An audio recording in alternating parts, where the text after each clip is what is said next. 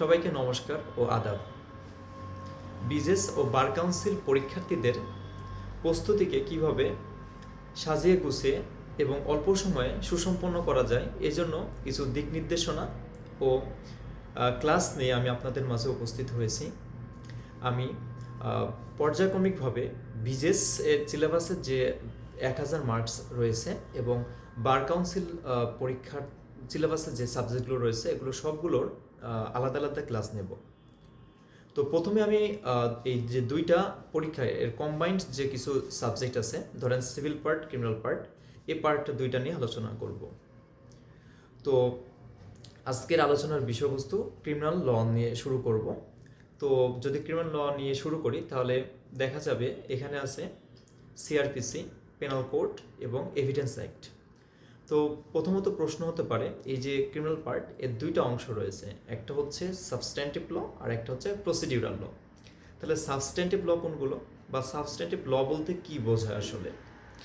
Substantive ল বলতে সেই লকে বোঝায় বা সেই আইনগুলোকে বোঝায় যে আইনে কোনো ব্যক্তির রাইটস, লায়াবিলিটিস, কোনো একটি অপরাধকে ডিফাইন করা আছে, সে অপরাধটি যদি ভায়োলেশন হয় তাহলে শাস্তির পরিমাণ কি হবে এগুলো বিস্তারিত বলা আছে, সেটা হচ্ছে সাবস্ট্যান্টিভ ল বা তত্ত্বগত আইন বা মূল আইন বলা হয়। আর একটা আছে প্রসিডিউরাল ল। প্রসিডিউরাল ল বলতে কোন আইনগুলোকে বোঝায়? এই যে সাবস্ট্যান্টিভ লতে যে সকল রাইটস, লায়াবিলিটিস বা যে সকল অপরাধের ডেফিনেশন দেওয়া আছে এবং সেগুলোর ভায়োলেশন হলে যে শাস্তির কথা বলা আছে, এই যে এই অপরাধগুলো যদি সংঘটিত হয়ে যায় তাহলে যে ক্ষতিগ্রস্ত ব্যক্তি তাকে যে রেমেডি প্রদান করতে হবে, এই রেমেডি কিভাবে প্রদান করতে হবে, অর্থাৎ মামলাটা কিভাবে দায়ের করতে হবে, মামলাটা কিভাবে চার্জ ফ্রেম হবে, তারপরে ট্রায়াল হবে, ইনভেস্টিগেশন হবে, ইনকোয়ারি হবে, এই যে সকল তথ্যগুলো, যে সকল বিষয়গুলো রয়েছে পর্যায়ক্রমিকভাবে, সেগুলো কোনটার পর কোনটা হবে, কিভাবে হবে, এগুলো এই যে প্রসেসগুলো, এই প্রসেসগুলো যে আইনে বলা হয়েছে সেটাকে বলা হয় প্রসিডিউরাল ল বা পদ্ধতিগত আইন। তো ক্রিমিনাল লয়ের ক্ষেত্রে পদ্ধতিগত আইন হচ্ছে সিআরপিসি অথবা বললে ভুল হবে, এবং সিআরআরও, ক্রিমিনাল রুলস অ্যান্ড অর্ডার। তো এই দুইটা আইন নিয়ে ক্রিমিনাল সাইডের প্রসিডিউর লটা রান করে।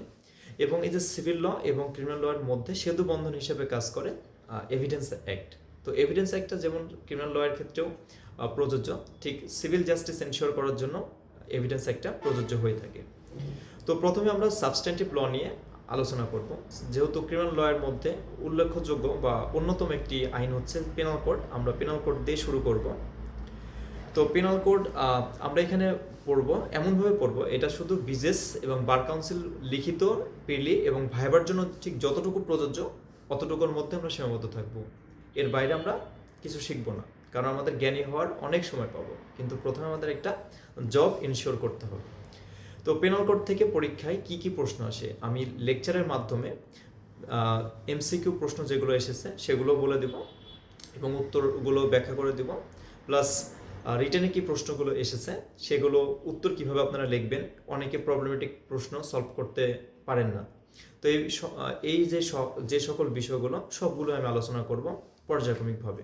তো আপনারা আমার সাথে থাকবেন এবং যদি কোনো বিষয় বুঝতে আপনাদের সমস্যা হয়ে থাকে তাহলে অবশ্যই কমেন্ট সেকশনে কমেন্ট করবেন।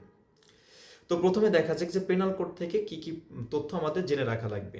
এই যে বিরাট বড় একটা হিস্ট্রি রয়েছে, ব্যাকগ্রাউন্ড রয়েছে, এগুলো পড়তে গিয়ে বাকি পড়ার সময় নষ্ট করবেন না। ঠিক যতটুকু প্রযোজ্য, যতটুকু প্রয়োজন, যতটুকু না পড়লেই নয় ততটুকুই পড়বেন, এর বাইরে কিচ্ছু পড়ার দরকার নেই। প্রথমত পরীক্ষা আসতে পারে যে পেনাল কোড বা দণ্ডবিধি এটা কত সালের আইন? এটা 1860 সালের আইন। 1860 সালের কত নম্বর আইন? এটা 45 নম্বর আইন।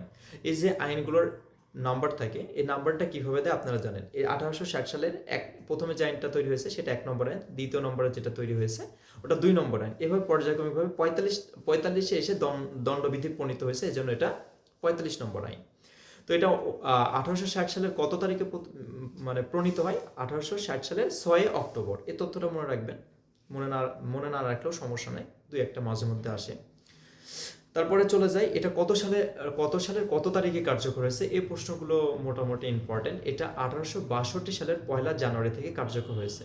সাধারণত আইনটা যে বছরই পাস হয় সেই বছরে কার্যকর হয়, তবে কিছু আছে যেগুলো পরে 2-4 বছর পর থেকে কার্যকর হয়। তার মধ্যে একটা হচ্ছে পেনাল কোড। তো আপনারা দেখবেন যে সাধারণত আইনের যে এই যে কার্যকারিতা তারিখ, এটা সাধারণত আমি এ পর্যন্ত পেয়েছি 4টা তারিখ থেকে। যেমন বেশিরভাগ আইন কার্যকারিতা দেওয়া হয় আপনার হচ্ছে 1 জুলাই থেকে, কিছু কিছু আছে 1 জানুয়ারি, 2-1টা আছে 1 সেপ্টেম্বর, আর একটা বা 2টা আছে 1 মে। তো এগুলো একটু আপনারা চার্ট করে গ্রাফ করে পড়ে নেবেন। আমার যে বইটা আসছে আর কি, বিজেস ডাইজেস্ট অথবা এবং বার কাউন্সিল ডাইজেস্ট, এই বইগুলোতে এগুলো সুন্দরভাবে আমি চার্ট গ্রাফ করে দিয়ে রাখছি। তো আপনারা যখন আইন পড়বেন অবশ্যই যে গ্যাজেটেড কপি যেটা, এটা পড়বেন। যদি কারো ইংরেজি বুঝতে অসুবিধা হয়ে থাকে তাহলে অবশ্যই তার সাথে একটা সহায়ক বই রাখতে পারেন, তবে সম্পূর্ণরূপে সহায়ক বইয়ের উপর নির্ভরশীল হওয়া যাবে না। তো এখান থেকে আর কী কী তথ্য আপনারা পড়বেন সেগুলো একটু বলি। এই যে দণ্ডবিধিটা, এটা 1860 সালে প্রণীত হলো, 62 সালের 1 জানুয়ারি থেকে কার্যকর হলো। এই আইনটার একটু হিস্ট্রিটা জানা লাগবে। এই আইনটা 1833 সালে একটা কি হয়, একটা চার্টার আইন প্রণয়ন করা হয়। সে চার্টার আইনের 53 ধারা অনুযায়ী 1834 সালে একটা প্রথম, এটা উপমহাদেশের, ভারতীয় উপমহাদেশের মধ্যে প্রথম আইন কমিশন গঠন করা হয়, ল কমিশন গঠন করা হয়। কত সালে? 1834 সালে। কিসের ভিত্তিতে? 1833 সালে প্রণীত চার্টার আইনের 53 ধারা অনুসারে। তো এই যে প্রথম ল কমিশন, এই প্রথম ল কমিশন কতজন সদস্য নিয়ে গঠিত হয়? মোট সদস্য ছিল 4 জন। এই 4 জনের মধ্যে একজন চেয়ারম্যান, তাহলে বাকি থাকলো 3 জন সদস্য। চেয়ারম্যান কে ছিল? চেয়ারম্যান ছিল থমাস ব্যাবিংটন ম্যাকিউলে। এই তথ্যগুলো আপনার অবশ্যই মনে রাখা লাগবে। 4 জন যে মেম্বার ছিল প্রথম ফার্স্ট ল কমিশনে, সেই 4 জনের নাম মনে রাখা লাগবে, এবং চেয়ারম্যান কে ছিল এটা মনে রাখবে। তো চেয়ারম্যান ছিল থমাস ব্যাবিংটন ম্যাকিউলে, এবং বাকি যে 3 জন কমিশনার ছিল তাদের মধ্যে হচ্ছে 1 নম্বর জি.ডব্লিউ. অ্যান্ডারসন, তারপরে আছে এফ মিলেট, এবং 3 নম্বর জে.এম. ম্যাকলিওড। এখন আসা যাক এটা খসড়া প্রথম কত সালে প্রণীত হয়। তো থমাস ব্যাবিংটন ম্যাকুলের সভাপতিত্বে 1837 সালে দণ্ডবিধির প্রথম খসড়া প্রণীত হয়। তারপরে আসা যাক প্রথম যে দণ্ডবিধিটার খসড়া প্রণীত হলো বা দণ্ডবিধি প্রণীত হলো, এটাতে ধারা কতটা ছিল? এটা 488টি ধারা ছিল। এটা পরীক্ষায় কখনো আসেনি। তবে বর্তমান দণ্ডবিধির কতটি ধারা, এটা পরীক্ষার জন্য ইম্পর্টেন্ট, 511 ধারা। এখান থেকে লিখিত পরীক্ষায় প্রশ্ন হয়েছে, এজন্য এটা ভুলে গেলে চলবে না। তারপরের প্রশ্ন কি? এগুলো প্রিলির প্রশ্ন, আমি যেগুলো বললাম সবগুলো প্রিলির প্রশ্ন।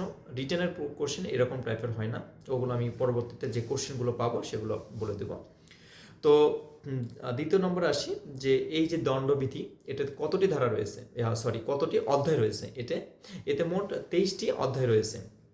তো এটা পরীক্ষার জন্য ইম্পর্টেন্ট। তবে এই যে 23টি অধ্যায় রয়েছে, প্রত্যেকটা অধ্যায়ের বিষয়বস্তু আপনার মুখস্থ করার দরকার নাই, শুধু গুরুত্বপূর্ণ কিছু অধ্যায় আছে সেগুলো মুখস্থ রাখবেন। তো গুরুত্বপূর্ণ অধ্যায়গুলো কি কি? যেমন 3 নম্বর অধ্যায় কি রয়েছে? শাস্তি, সাজা বা দণ্ড বা পানিশমেন্ট সম্পর্কে বলা আছে।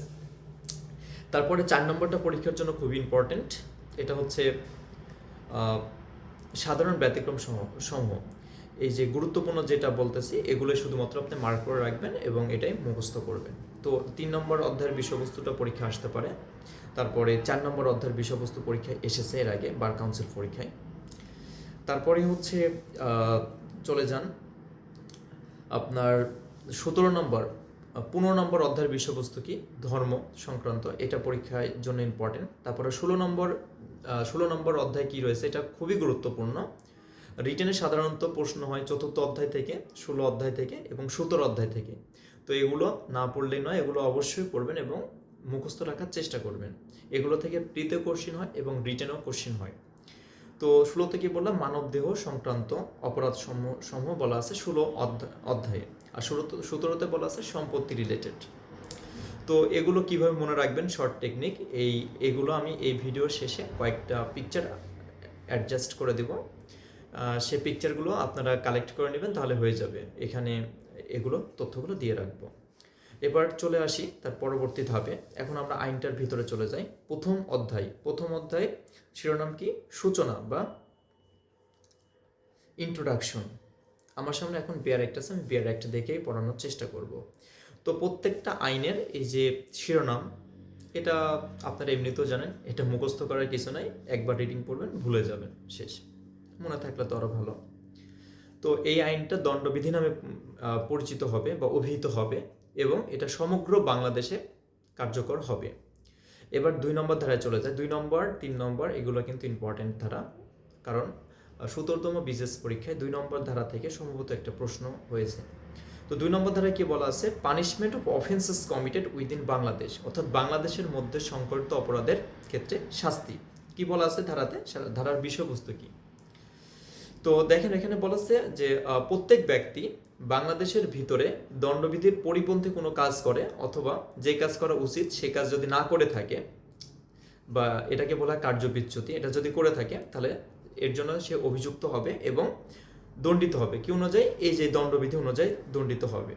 এই যে এখানে যদি আপনি সেকশনটা ইংরেজিতে পড়েন তাহলে এখানে একটা শব্দ আছে এভরি পার্সন। এখানে প্রশ্ন হতে পারে এভরি পার্সন বলতে কাদেরকে বোঝাবে? শুধু বাংলাদেশিদের বোঝাবে, না বিদেশি কোনো নাগরিক যদি বাংলাদেশে এসে থাকে তাদেরকে বোঝাবে? তো যদি ইন্টারপ্রেট করা হয় তাহলে দাঁড়ায় যে এভরি পার্সন বলতে বাংলাদেশি এবং বাংলাদেশের ভেতরে অবস্থানরত যে কোনো বিদেশিকে বোঝাবে। অর্থাৎ অপরাধটি যদি করার সময় সে যদি বাংলাদেশে অবস্থান করে থাকে তাহলে অবশ্যই তাকেও ইনক্লুড করবে, অর্থাৎ তাকেও শাস্তি দেওয়া যাবে। তো এখন এটা কেমন একটা উদাহরণের মাধ্যমে বোঝেন যে সাপোজ অস্ট্রেলিয়ার একজন নাগরিক বাংলাদেশে এসেছেন ঘুরতে কক্সবাজার, সে একটা খুনের অপরাধ করলেন, সেটা বাংলাদেশের যে কোনো স্থানে হোক না কেন, তাহলে তাকে দণ্ডবিধি অনুযায়ী দণ্ডিত করা যাবে, বিচার করা যাবে এবং দণ্ডিত করা যাবে। তারপরে চলে যায় 3 নম্বর ধারাতে। 3 নম্বর ধারা কি বলা আছে, punishment of offences committed beyond but which by law may be tried within Bangladesh, অর্থাৎ বাংলাদেশের আইন বলে বিচারযোগ্য কিন্তু বাংলাদেশের বাইরে সংঘটিত অপরাধের ক্ষেত্রে দণ্ড। তো এই ধারাটির যদি মূলভাব বলি বা সারমর্ম করি তাহলে কি দাঁড়ায়, যে বাংলাদেশের আইনে দায়বদ্ধ any person liable by any Bangladesh law, বাংলাদেশের আইন বলে দায়বদ্ধ কোনো ব্যক্তি, যে কোনো ব্যক্তি বাংলাদেশের বাইরে কোনো অপরাধ করলে বাংলাদেশের দণ্ডবিধি অনুযায়ী বিচার করা যাবে এবং শাস্তি দেওয়া যাবে। এই ধারাটিতে বাংলাদেশের নাগরিক কর্তৃক বাংলাদেশের বাইরে সংঘটিত অপরাধের ক্ষেত্রে প্রযোজ্য হবে। অর্থাৎ এখানে কি বলছে, বাংলাদেশের আইন বলে বিচারযোগ্য কিন্তু বাংলাদেশের বাইরে সংঘটিত অপরাধের দণ্ড। তো দুইটা এখানে পয়েন্ট আসে যে বাংলাদেশের আইন বলে বিচারযোগ্য মানে কারা বাংলাদেশের আইন বলে বিচারযোগ্য, ঠিক আছে। আর 2 নম্বর প্রশ্ন হচ্ছে বাংলাদেশের বাইরে সংঘটিত অপরাধের দণ্ড। এখন প্রশ্ন হচ্ছে যে কোনো একটা অপরাধ যেটা বাংলাদেশে অপরাধ কিন্তু কানাডায় সেটা বা অন্য কোনো দেশে, ধরেন ইউরোপের কোনো কান্ট্রিতে সেটা অপরাধ না, এরকম অনেক কাজ থাকতে পারে যেটা বাংলাদেশে আমরা অহরহ করি, সেটা বাংলাদেশে অপরাধ না কিন্তু এই বিদেশে কোনো একটা দেশে সেটা অপরাধ। আবার এবং এরকম অনেক অপরাধ থাকতে পারে যে বিদেশিরা অহরহ করছে সেটা অপরাধ না কিন্তু বাংলাদেশে অপরাধ। তাহলে কি বোঝাচ্ছে, যে ধরেন হচ্ছে বাংলাদেশি মানে বাংলাদেশি আইন বলে বিচারযোগ্য, অবশ্যই বাংলাদেশের সিটিজেন হওয়া লাগবে। বাংলাদেশের সিটিজেন যদি না হয় তাহলে তো সে বাংলাদেশের আইন সে মানতে বাধ্য না, তাই না? তো এখন এই ধারাটার যদি আমরা ব্যাখ্যা করি বা বিশ্লেষণ করি, এটা দাঁড়ায় যে বাংলাদেশের কোনো নাগরিক বাংলাদেশের আইনের পরিপন্থী কোনো একটা কাজ বা অপরাধমূলক কোনো কাজ সেটা যদি বাংলাদেশের বাইরেও করে তাহলে সেটা অপরাধ। ধরেন যে ইউরোপের কোনো একটা কান্ট্রিতে আপনার সমকামিতা বা পরক্রিয়া সেটা হচ্ছে বৈধ, কোনো শাস্তি নাই, কিন্তু বাংলাদেশের আইন অনুযায়ী এই দুটাই অপরাধ এবং শাস্তিযোগ্য অপরাধ। তো প্রশ্ন হচ্ছে কোনো বাংলাদেশি নাগরিক যদি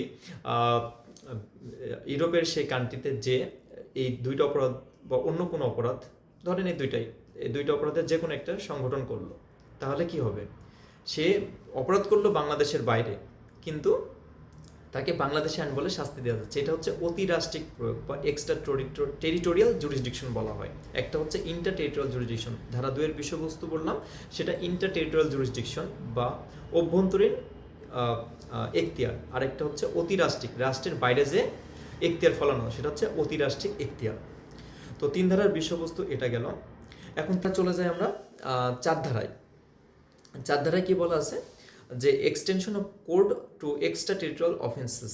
এই যে 4 ধারার যে বিষয়টা বলা আছে এটা 3 ধারা দিয়ে কিছুটা কভার করা যায়, তবে একটা বিষয় বলা আছে যে বাংলাদেশে নিবন্ধিত যে কোনো জাহাজ বা বিমানে যদি কোনো ব্যক্তি সে হোক বাংলাদেশি হোক বিদেশি যদি কোনো একটা অপরাধমূলক কাজ করে তাহলে তাকে বাংলাদেশের আইন বলে বিচার করা যাবে এবং শাস্তি দেওয়া যাবে।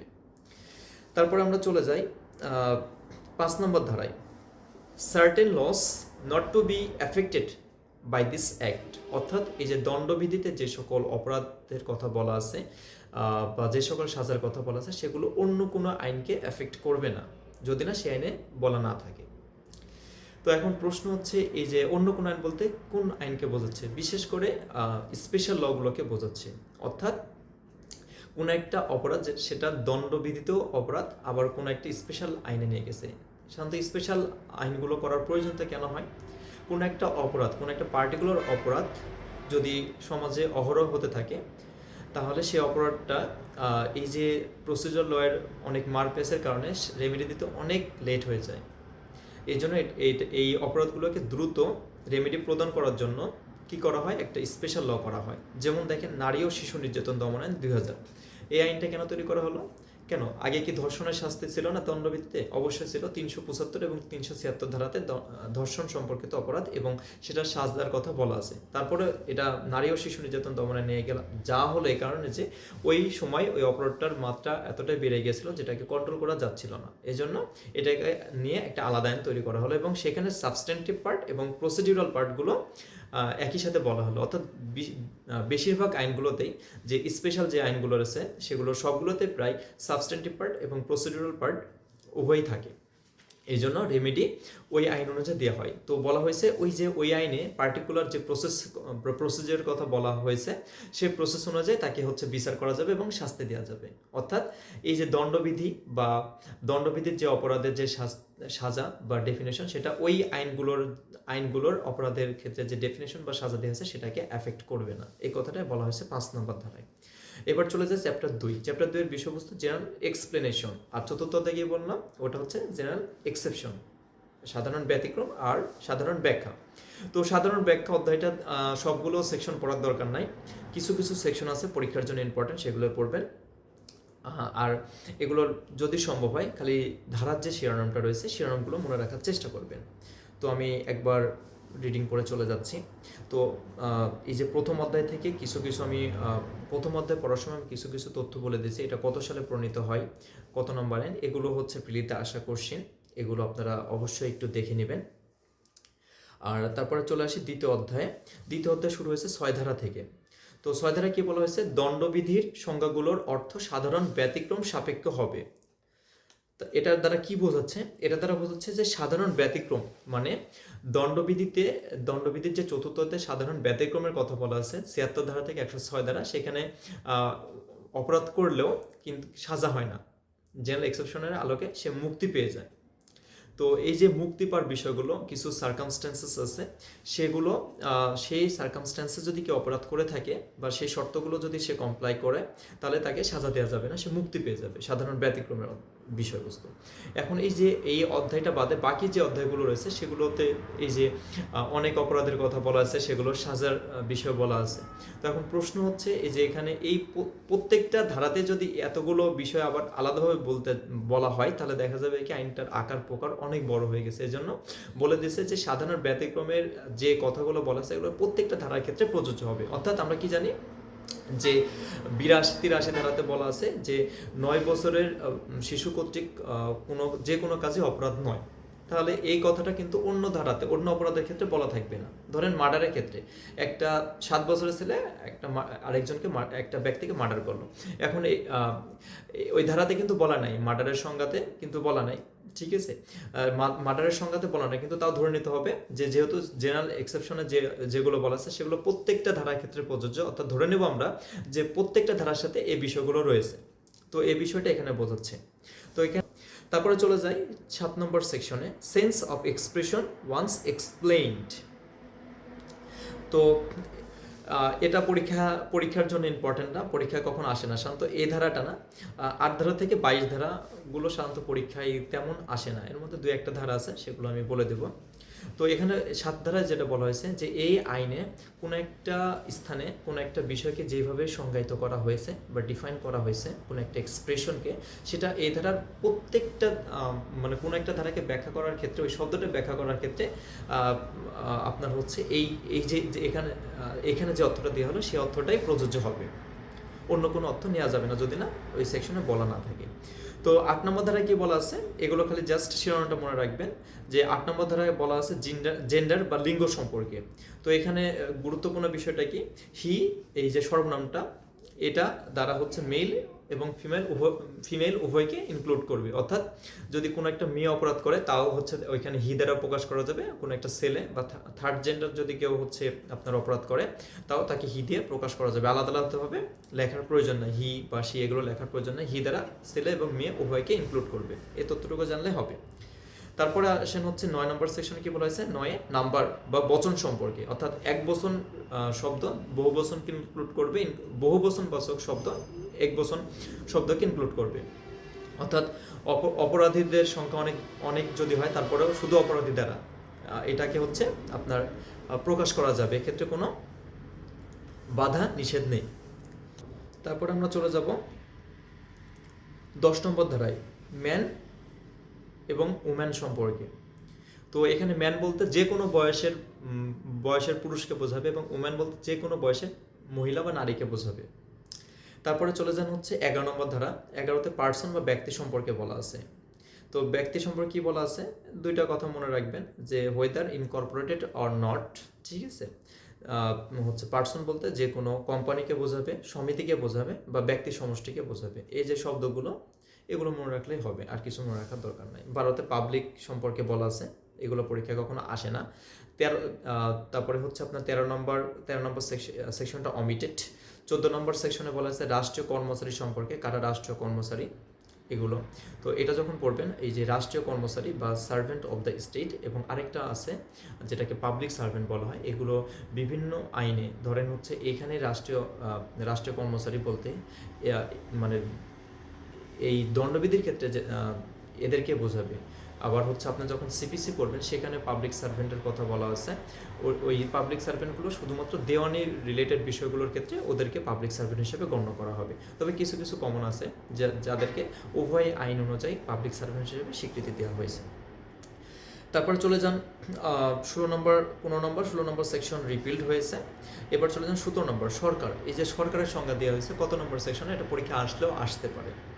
তো এখানে সরকার বলতে এই যে আমরা জানি যে হচ্ছে একটা রাষ্ট্রের হচ্ছে 3টা অর্গান থাকে, একটা হচ্ছে কি, একটা হচ্ছে আপনার পার্লামেন্ট যেটা আইন প্রণয়ন করে বা লেজিসলেচার বলা হয়, দ্বিতীয় নম্বরটা থাকে এক্সিকিউটিভ পার্ট, আর তৃতীয় নম্বর থাকে জুডিশিয়ারি।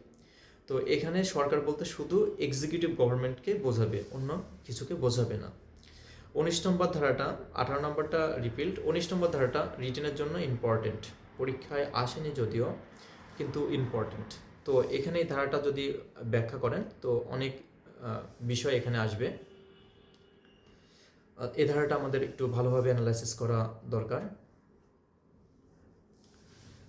তো এখানে কি বলা হয়েছে, বিচারক বা জাজের সংজ্ঞা দেওয়া হয়েছে। তো বিচারক বা জাজের সংজ্ঞা কি বলা হয়েছে আমরা সেকশনটা পড়ে নিই। দ্য ওয়ার্ড জাজ denotes not only every person who is officially designed as a judge but also every person who is empowered by law to give in any legal proceeding, civil or criminal, a definitive judgment, or a judgment which if not appealed against would be definitive, or a judgment which if confirmed by some other authority would be definitive, or who is one of a body of persons which body of persons is empowered by law to give such a judgment. তো এখানে বিষয় এই যে plane section পড়লে অনেক সময় বোঝা যায় না, ব্যাখ্যা করার জন্য আমাদের অন্যের সহায়তা নেওয়া প্রয়োজন। এখানে কি কি বিষয় রয়েছে, যে জাজ বলতে শুধুমাত্র বিচারক হিসেবে নিযুক্ত কোনো ব্যক্তিকে বোঝাবে না, তাকে তো বোঝাবে না বলতে এই না যে তাকে বোঝাবে না, বিচারককে তো অবশ্যই বিচারক হিসেবে বোঝাবে, কিন্তু এটা ব্যতীত অন্য ব্যক্তিদেরকে বোঝাবে। যেমন চূড়ান্ত রায় বা ডেফিনিটিভ জাজমেন্ট প্রদান করতে ক্ষমতাপ্রাপ্ত কোনো ব্যক্তিকেও বিচারক বলা হবে। তারপরে কি অংশ আছে, এমন রায় প্রদান করতে, এমন রায় বলতে যে চূড়ান্ত রায়কে বোঝাচ্ছে, এমন রায় প্রদান করতে ক্ষমতাপ্রাপ্ত যে রায়ের বিরুদ্ধে আপিল না হলে চূড়ান্ত হতো, মানে এমন কোনো রায় প্রদান করতে সে ক্ষমতাপ্রাপ্ত যে রায়ের বিরুদ্ধে যদি আপিল না হতো তাহলে সে রায়টাই চূড়ান্ত রায় হিসেবে গণ্য হতো। তারপরে 3 নম্বরে কি বলা আছে, এমন রায় প্রদান করতে ক্ষমতাপ্রাপ্ত যে রায় অন্য কোনো কর্তৃপক্ষ কর্তৃক কনফার্মড না হলে কি হতো, কনফার্ম হলে তা চূড়ান্ত হতো। যেমন হচ্ছে আমরা জানি যে জেলা দায়রা জজ কি করেন, ডেথ সেন্টেন্স দেন, তার দেয়ার এখতিয়ার রয়েছে, কিন্তু সেটা হচ্ছে আপনার এক্সিকিউশন হবে না যতক্ষণ না পর্যন্ত সেটা হাইকোর্ট থেকে কনফার্ম করে। কিন্তু এখন প্রশ্ন হচ্ছে দাঁড়াচ্ছে, তাহলে কি এটা ইলিগাল বা অবৈধ, তার কি এখতিয়ার নেই? অবশ্যই আছে, কিন্তু এটা হচ্ছে subject to confirmation by the high court division. তাহলে হাইকোর্ট ডিভিশন যদি এটা কনফার্ম করে তাহলে এটা কি হবে, এটা এক্সিকিউট করা হবে, অর্থাৎ এটা চূড়ান্ত রায়। চূড়ান্ত রায়, কিন্তু এটা এক্সিকিউট করার ক্ষেত্রে হাইকোর্ট ডিভিশনের কনফার্মেশন লাগবে। তারপরে চলে যাই 4 নম্বর পয়েন্টে কি বলা আছে, যিনি এমন কোনো ব্যক্তি সমষ্টির অন্তর্ভুক্ত যে ব্যক্তি সমষ্টি উপযুক্ত রায় প্রদানের জন্য আইনত ক্ষমতাপ্রাপ্ত। যদি এমন হচ্ছে 2 বা ততোধিক বিচারক নিয়ে কি করা হয়েছে, একটা বেঞ্চ গঠন করা হয়েছে এবং বেঞ্চের সবাই কি করতে পারবে, আলাদা আলাদাভাবে জাজমেন্ট দেওয়ার জন্য ক্ষমতাপ্রাপ্ত, তাহলে তাদেরকেও বিচারক হিসাবে ইনক্লুড করা হয়েছে। 5 নম্বর পয়েন্টে কি বলা হয়েছে, যে 1859 সালের 10 নং আইনের অধীন কোনো মামলায় বিচারিক এখতিয়ার প্রয়োগকারী কালেক্টর, তার মানে 1859 সালের 10 নং আইনের অধীন কোনো মামলায় বিচারিক এখতিয়ার প্রয়োগকারী কালেক্টরকেও আপনার কি করবে, জাজ হিসেবে গণনা করা হয়েছে। তারপরে পয়েন্টটা কি বলেছে, আপিল সহকারে বা আপিল ব্যতীত অর্থদণ্ড বা কারাদণ্ড প্রদানের ক্ষমতা প্রয়োগকারী ম্যাজিস্ট্রেটকেও জাজ হিসেবে গণনা করা হয়েছে বা গণ্য করা হয়েছে। তবে ব্যতিক্রম কি, যে ম্যাজিস্ট্রেটের শুধু অভিযোগটি অন্য আদালতে বিচারের জন্য প্রেরণের ক্ষমতা রয়েছে তিনি বিচারক হিসেবে গণ্য হবেন না। তার মানে কি দাঁড়াচ্ছে যে এরকম, যে আমরা জানি যে ক্রিমিনাল লয়ের ক্ষেত্রে 2টা ফর্ম থাকে, একটা হচ্ছে আপনার কগনিজেবল কোর্ট, যে কোর্ট কগনিজেন্স নিয়ে থাকে, আরেকটা হচ্ছে কি ট্রায়াল কোর্ট। তো কগনিজেবল কোর্ট বা কগনিজেন্স নেয় যে কোর্ট, সেই কোর্টের দায়িত্ব কি, অপরাধটা আমলে নিল, সেটা হচ্ছে নিয়ে সেটা বিচারের উপযুক্ত করে সেটা হচ্ছে ট্রায়াল কোর্টে পাঠিয়ে দিল। তাহলে এ ধারার সংজ্ঞা অনুযায়ী তাকে কিন্তু জাজ বলা হচ্ছে না, সেই ম্যাজিস্ট্রেটকে জাজ বলা হচ্ছে না। তারপরে যখন আপনারা আইন পড়বেন, আইন বিষয়ে ভালোভাবে স্টাডি করার একটা ওয়ে হচ্ছে আপনি যে আইন ধারাটা পড়বেন সে ধারার সাথে কানেক্টেড অন্য কোনো আইনের যে ধারাটা আছে সেটা পাশে লিখে রাখবেন। যেমন এই যে বিচারকের সংজ্ঞাটা সিপিসির ধারা 2-এর আপনার হচ্ছে ক্লজ নাম্বার 8-এ বলা হচ্ছে, বিচারক বলতে প্রিজাইডিং অফিসারকে বোঝাবে, কোর্টের যিনি সভাপতিত্ব করবেন তিনি হচ্ছে জাজ বা বিচারক সিপিসি অনুসারে। এবার চলে যায় 20 নম্বর ধারা, বিচারালয় বা কোর্ট অফ জাস্টিস বলতে কি বোঝায়। তো এটা হচ্ছে কি বলতে কি বোঝায়, সংজ্ঞা কি এটা পরীক্ষায় আসেনি কখনো বা আসার সম্ভাবনাও নেই। তবে কোর্ট অফ জাস্টিস কত নম্বর ধারায় বলা আছে, 20 ধারায় বলা আছে, এটুকু মনে রাখলে যথেষ্ট।